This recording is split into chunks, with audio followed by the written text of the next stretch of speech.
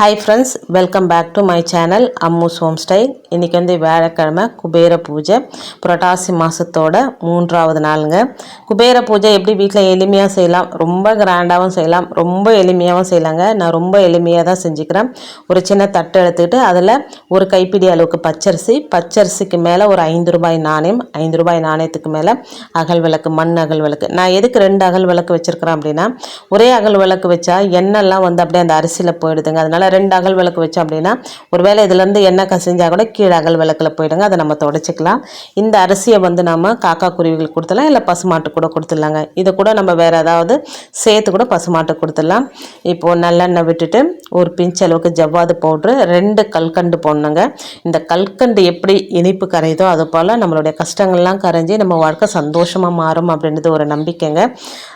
எல்லாம் பண்ணிவிட்டு பச்சை கலரும் குபேரருக்கும் ரொம்ப பிடித்த நிறம். ₹5 எண்ணும் வந்து அந்த எண் குபேரருக்குரிய எண் அப்படின்றதுனால ₹5 நாணயம், பச்சை கலர் 3 போட்டுட்டு அழகாக பூக்களால் அலங்காரம் பண்ணிவிட்டு நிலவாசலில் 2 பக்கமும் தீபம் ஏற்றலாமா, இல்லை ஒரு பக்கம் தீபம் ஏற்றலாமா அப்படின்னு நிறைய பேருக்கு ஒரு டவுட் இருக்கிறோம். 2 பக்கமும் ஏற்றலாங்க, இல்லை ஒரே பக்கம் கூட ஏற்றலாம். நான் 2 பக்கம் ஏற்றணும் தான் ஆசைப்பட்றேன். எங்கள் ஓனர் வந்து ஒரு விளக்கு வைக்கிறதுக்கே வந்து ரொம்ப விளக்கெல்லாம் வைக்கக்கூடாதுன்றார். அதனால் கொஞ்ச நேரம் எரியிற மாதிரி ஒரே விளக்கு ஒரு பக்கமாக வச்சுக்கிறேங்க. இந்த விளக்கு வந்து வடக்கு பக்கமாக எரியிற மாதிரி தான் நம்ம பார்த்துக்கணும். அடுத்து வந்து வீட்டில் பூஜை அறையில் நம்ம ஏற்றுறதுக்கான குபேர தீபம், அதே மாதிரி ஒரு சின்ன தட்டுங்க. அந்த தட்டுக்கு அடியில் வந்து ஒரு ₹5 நாணயம், எண்ணெய்க்குள்ளேயும் ₹5 நாணயம் போடுவேங்க நான். போட்டுட்டு அதே மாதிரி ஒரு பிஞ்சு ஜவ்வாது பவுடர், 2 கல்கண்டு, பச்சை கலர் 3 போட்டு இதெல்லாமே ரெடி பண்ணி வச்சுட்டு அதுக்கப்புறம் நிலவாசலில் போய் நம்ம தீபம் ஏற்றிட்டு குபேரரையும் நம்ம குலதெய்வத்தையும் மனசார வேண்டிக்கிட்டு சந்தோஷமாக வீட்டுக்கு அவங்கள வர சொல்லி அழைக்கணுங்க. யாருமே சந்தோஷமாக வீட்டுக்கு அழைச்சாதான் நம்ம வீட்டுக்கு வருவாங்க. ஒரு விருந்தாளி வந்தால் கூட நம்ம முகமலர்ச்சியோடு வாங்க அப்படின்னு கூப்பிட்டாதாங்க அவங்களும் சந்தோஷமாக வருவாங்க. நம்ம வேண்டாம் வெறுப்பா வாங்க அப்படின்னா அவங்க வந்து ஒரு திருப்தி இல்லாமல் வந்து உடனே போயிடுவாங்க. அதே மாதிரி தாங்க தெய்வங்களுக்கும் நம்ம யாரை முகமலர்ச்சியோட சந்தோஷத்தோட வர வைக்கிறோமோ அது தெய்வங்களாக இருந்தாலும் சரி மனுஷங்களாக இருந்தாலும் சந்தோஷமாக நம்ம வீட்டுக்குள்ளே வருவாங்க. இப்போ வந்து நம்மக்கிட்ட இதில் ஒரு சின்ன ஒரு நுணுக்கம் உங்களுக்கு சொல்கிறேன் பாருங்கள். நம்ம எதை வச்சு பூஜை செய்கிறோமோ அது வந்து நமக்கு ரெட்டிப்பாக ஆகும். அது பணமாக இருக்கலாம், நகையாக இருக்கலாம், தங்கமாக இருக்கலாம், வெள்ளியாக இருக்கலாம். எதை வச்சு நீங்கள் கேட்குறீங்களோ அது உங்களுக்கு அப்படியே வருங்க. இப்போ குபேர பூஜை அன்னைக்கு எங்கிட்ட இருக்கிற நகை பணம் என்ன இருக்கோ அதை நான் வந்து வச்சுக்கிறேங்க. இந்த 2 பாக்ஸுமே வந்து நான் மீஷோவில் தான் வாங்கினேன். ரொம்ப நல்லா இருக்குங்க. அதுக்கப்புறம் குபேர பானை, இந்த குபேர பானை தொடர்ந்து நான் பூஜை பண்ணிக்கிட்டே வரேங்க. எல்லாமே எடுத்து வச்சுக்கிட்டு மல்லிப்பூ கிடைச்சா ரொம்ப விசேஷம். எனக்கு வந்து மல்லிப்பூ கிடைக்கலைங்க, அதனால் சாமந்தி பூ எடுத்து வச்சுக்கிறேங்க. அடுத்து வந்து குபேர யந்திரம் நிறைய பேர்கிட்ட இருக்கும், இல்லைன்னா கூட எல்லாருமே கீழே. இன்னொரு விஷயமும் சொல்கிறேன் பாருங்கள். குபேர யந்திரத்தை வந்து தரையில் போடாதீங்க, ஒரு மணக்கட்டை மேலேயோ, இல்லை உங்ககிட்ட டைல்ஸ் ஏதாவது இருக்குது, ஸ்கொயர் ஷேப்பில் டைல்ஸ் இருந்தால் அந்த டைல்ஸில் கூட நம்ம போட்டு வச்சுக்கலாங்க. போட்டு வச்சுட்டு பூஜை பண்ணும்போது எடுத்து வச்சு பூஜை பண்ணிக்கலாம். நிறைய வீடியோஸில் பார்த்துருக்குறேன், எல்லாமே தரையில் போடுறீங்க. தரையில் போடுறதை நம்ம அவாய்ட் பண்ணுறது நல்லதுங்க. இப்போ எல்லாமே ரெடி பண்ணி வச்சுட்டு இந்த தீபத்தை வந்து முதல்ல நிலவாசலில் ஏற்றிட்டு அங்கே வந்து கற்பூர தூப ஆராதனையெல்லாம் காமிச்சிட்டு வீட்டுக்கு அழைக்கணுங்க. இப்போ நிலவாசலில் வைக்கிறேங்க. நிலவாசலில் வந்து இது மகாலயபட்ச காலம் அப்படின்றதுனால நிலவாசலில் 2 சைடு ஒரே ஒரு மஞ்சள் குங்குமம் தாங்க வச்சுருக்கிறேன். வாசக்காலுக்கு மஞ்சள் குங்குமம் வைக்கல. இந்த 15 நாள் ரொம்ப ஆடம்பரமாக பூஜை பண்ணுறதை நம்ம தவிர்த்துட்டு நம்மளோட முன்னோர்கள் பித்ருக்களுக்கு தான் நம்ம வந்து இந்த 15 நாளும் முக்கியத்துவம் கொடுக்கணுங்க. தெய்வங்களை விட நம்ம முன்னோர்களுடைய ஆசீர்வாதம் நமக்கு ரொம்ப முக்கியம். இந்த 15 நாட்களும் நம்ம முன்னோர்களுடைய ஆசீர்வாதத்தை வாங்கணும் அப்படின்னா நம்ம ரொம்ப கிராண்டாக நம்ம தெய்வங்களுக்கு பூஜை பண்ணுறதை தவிர்த்துட்டு முன்னோர்கள் பூஜை பண்ணணுங்க. அந்த வகையில் ஒரே தீபம் குபேர தீபம் வாசலில் ஏற்றிட்டு வந்து குபேர தீபம் இங்கே ஏற்றிக்கிறேங்க. குபேரரோட காயத்ரி மந்திரம் எல்லாருக்குமே தெரிஞ்சிருக்கும். அந்த காயத்ரி மந்திரத்தை 108 தரம் சொல்லலாம். அதோட வந்து மகாலட்சுமி அஷ்டோத்திரத்தையும் சொல்லலாங்க. குபேரரோட காயத்ரி மந்திரம் வந்து ஓம் யக்ஷராஜாய வித்மகே வைஷ்ணவனாய திமகி தன்னோ குபேர பிரச்சோதியாத். இந்த மந்திரத்தை 108 தரம் சொல்லலாம், இல்லை ஒரு 5 தரமாவது சொல்லலாங்க. 5 அப்படின்றது குபேரருக்குரிய எண் இல்லைங்களா, 5 தரமாவது சொல்லலாங்க. குபேரர் வந்து செல்வத்தை வழங்குபவர் அப்படின்றது மட்டும்தாங்க பலருக்கும் தெரியும். ஆனால் அவர் வந்து ஒரு சிறந்த சிவபக்தர் அப்படின்றதும் தன்னுடைய மிக சிறந்த சிவபக்தியோட காரணமாக சொர்ண பைரவராக சிவனிடமிருந்து செல்வத்தை நிர்வகிக்கும் பொறுப்பினை பெற்றவர் அப்படின்றதும் நம்மள பலருக்கு தெரிய வாய்ப்பில்லைங்க. திருப்பதி ஏழுமலையானுக்கே கடன் கொடுத்து வட்டி வாங்கி கொண்டிருப்பவர் குபேரர் அப்படின்னு புராண கதைகள் சொல்லுதுங்க. குபேரர் சிவபெருமானோட தோழர் அப்படின்றதுனால சிவனின் அருளையும் முழுமையாக பெற்றவர் குபேரருங்க.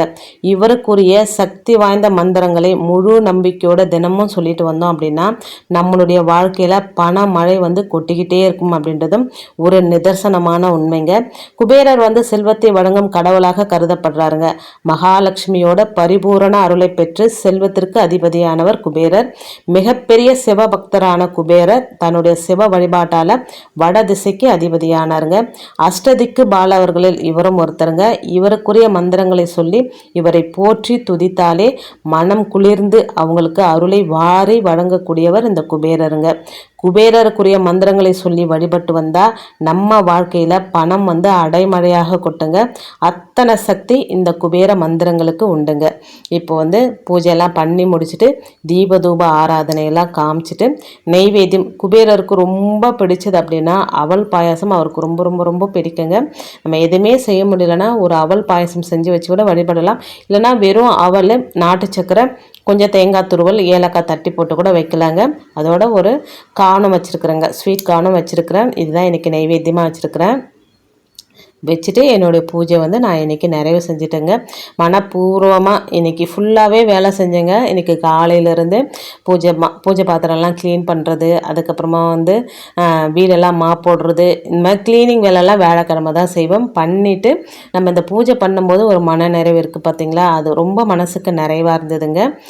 என்னோடய பூஜை ரூம் ஓவரால் இப்படி தாங்க இருக்குது. மொத்தமே டீப் க்ளீன்லாம் பண்ணலைங்க. சும்மா படம்லாம் தொடச்சிட்டு மஞ்சள் குங்குமம்லாம் வச்சுட்டு இப்போ எல்லாமே ரெடி பண்ணி வச்சுருக்குறேங்க. அடுத்தடுத்து விரத நாட்கள் தான் வருது. வியாழக்கிழமை குபேர பூஜை பண்ணணும், வெள்ளிக்கிழமை மகாலட்சுமி தாயார் பூஜை செய்யணும், சனிக்கிழமை புரட்டாசி முதல் சனிக்கிழமை அன்னைக்கு சங்கடர சதுர்த்தியும் வருது, மகாபரணியும் வருதுங்க. ரொம்ப ரொம்ப விசேஷமான நாளாக புரட்டாசி முதல் சனிக்கிழமை வருது. ஒரு சிலர் முதல் நாளே தலிகையிட்டு வழிபாடு செய்வாங்க, ஒரு சிலர் 4வது வாரம் செய்வாங்க. இந்த 4 வாரமே ரொம்ப விசேஷமாக வருதுங்க. இந்த புரட்டாசி மாதத்தில் வர இந்த 4 வாரமே 4 சனிக்கிழமை ரொம்ப விசேஷமாக வருதுங்க. விளக்கு பாருங்கள், அப்படியே தங்க விளக்கு மாதிரி அப்படியே ஜொலிக்குது இல்லைங்களா. எனக்கு ரொம்ப பிடிச்சிருக்குங்க. உங்களுக்கு எப்படி பிடிச்சிருக்குன்னு சொல்லுங்கள். இங்கே விநாயகர் பக்கத்தில் நான் அஷ்டலக்ஷ்மி விளக்கு ஏற்றுவேன். அந்த இடத்துல வெள்ளருக்கு விநாயகர் எடுத்து வச்சுருக்குறேங்க. ஏன்னா நான் என்னுடைய விளக்கு என் மாமியார் எனக்கு கொடுத்த விளக்கு உடஞ்சிடுச்சுங்க. அதனால் அந்த இடத்துல இருக்கிற அஷ்டலக்ஷ்மி விளக்கு எடுத்து கீழே வச்சுருக்குறேங்க. பூஜை சாமான் க்ளீன் பண்ணும்போது என்னோடய விளக்கு உடஞ்சிடுச்சு, என் மாமியாரோட விளக்கு. அந்த விளக்கு கிட்டத்தட்ட ஒரு 50-60 வருஷத்துக்கு பழமையான விளக்குங்க. சின்னதாக ஒரு மனசு கஷ்டம் இருந்தது. சரி, நடக்கிறதெல்லாம் நன்மைக்கு அப்படின்னு நினச்சிக்கிட்டு அங்கே இருந்த விளக்கு எடுத்து கீழே வச்சுருக்குறேங்க. நம்ம மொத்தமே 2 காமாட்சம்மன் விளக்கு, ஒரு அஷ்டலக்ஷ்மி விளக்கு, ஒரு குபேர விளக்கு, அதுக்கப்புறம் வராகி அம்மனுக்குன்னு தனியாக விளக்கு நான் ஏற்றுவேன். அந்த வகையில் ஒரு விளக்கு உடஞ்சிடுச்சிங்களா, அந்த அஷ்டலக்ஷ்மி விளக்கு எடுத்துகிட்டு கீழே வச்சு ஏற்றிருக்கிறாங்க. கூடிய சீக்கிரமே நம்ம புது வீட்டுக்கு போக போகிறோம். அங்கே போகும்போது புதுசாக ஒரு விளக்கு, மாமியார் விளக்கு கடையில் கொடுத்துட்டு அது கூட கொஞ்சம் காசு கொடுத்து ஒரு விளக்கு வாங்கிக்கலான்னு முடிவு பண்ணி வச்சுருக்குறேங்க. ஓவரால் என்னோடய பூஜை அறை மனசுக்கு விளக்கு சாமான் தேய்ச்சி மஞ்சள் குங்குமம் வைக்கும்போது அந்த விளக்கு உடஞ்சது மனசுக்கு கஷ்டமாக இருந்தாலும் பூஜையெல்லாம் பண்ணும்போது ஏதோ ஒரு நன்மைக்காக தான் இது நடந்திருக்கு அப்படின்னு நம்ம பாசிட்டிவாக நினச்சிக்கணும். அப்படின்னா மனசு ரொம்ப கஷ்டப்படாதுங்க. நிம்மதியாக இருந்ததுங்க எனக்கு. பூஜையெல்லாம் பண்ணி முடிச்சுட்டு குபேர பூஜை பண்ணதுக்கப்புறம் மனசுக்கு ஒரு நிறைவு, சந்தோஷம் இருக்குது. பூஜை அறை பார்க்கும்போதே நல்ல ஒரு பாசிட்டிவ் வைப் எனக்கு கிடைக்குதுங்க. உங்களுக்கு எப்படி தோணுது அப்படின்னு எனக்கு கமெண்ட்டில் சொல்லுங்கள். நான் பூஜையெல்லாம் பண்ணி முடிச்சதுக்கப்புறம் அழகாக ஒரு சுமங்கலி 2 குழந்தைங்களோட வீட்டுக்கு வந்தாங்க. அது ஒரு ரொம்ப சந்தோஷமாக இருந்ததுங்க. இந்த மாதிரி நாட்களில் நம்ம பூஜை பண்ணும்போது வீட்டுக்கு யார் வந்தாலும், சுமங்கலியாக யார் வந்தாலும் அவங்கள மகாலட்சுமி தாயாராக தான் நம்ம நினைக்கணும் அப்படின்னு சொல்லுவாங்க. காலையில் இந்த மாதிரி விளக்கு உடஞ்சிடுச்சு அப்படின்னு மனசுக்கு ஒரு சின்னதாக ஒரு குறை இருந்தாலும் பூஜை பண்ணி முடிஞ்சதும் அவங்க வந்த உடனே மனசுக்கு அவ்வளோ ஒரு நிறைவு வந்துடுச்சுங்க. சரி, ஏதோ ஒரு நல்ல விஷயத்துக்காக தான் நமக்கு அது நடந்தது அப்படின்னு நான் நினச்சிட்டு வந்தவங்களுக்காக மஞ்சள் குங்குமம் கொடுத்துட்டு அந்த குழந்தைங்களுக்கு இனிப்பு ஏதாவது கொடுக்கணும், சாக்லேட் கொடுத்தங்க. எப்படி சொல்கிறதுன்னு தெரில, அது ஒரு பூரிப்பாக இருந்ததுங்க எனக்கு. இதை பற்றி நீங்கள் என்ன நினைக்கிறீங்க அப்படின்னும் எனக்கு கமெண்ட்டில் சொல்லுங்கள். வீடியோவில் நான் எனக்கு சொன்ன விஷயங்கள்லாம் உங்களுக்கு பிடிச்சிருந்தது அப்படின்னா ப்ளீஸ் சேனலுக்கு சப்ஸ்கிரைப் பண்ணி சப்போர்ட் பண்ணுங்கள். உங்களுடைய ஒவ்வொரு சப்போர்ட்டும் எனக்கு ரொம்ப ரொம்ப ரொம்ப முக்கியங்க. அதனால் சப்ஸ்கிரைப் பண்ணி சப்போர்ட் பண்ணுங்கள். இந்த வீடியோவை உங்கள் ஃப்ரெண்ட்ஸ் அண்ட் ஃபேமிலிக்கும் ஷேர் பண்ணி விடுங்க. அவங்களும் பலனடையட்டும்.